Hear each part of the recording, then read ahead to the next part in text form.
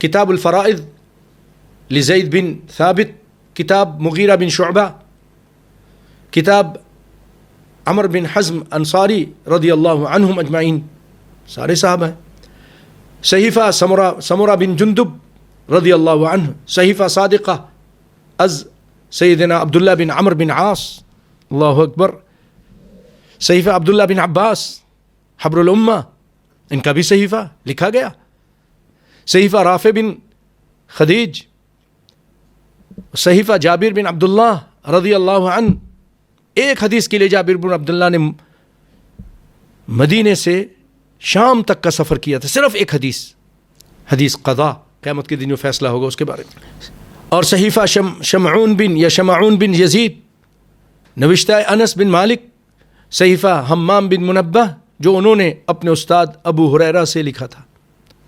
یہ کل 19 اس طرح کے یہ صحائف اور جو احادیث ان لوگوں نے لکھی تھیں.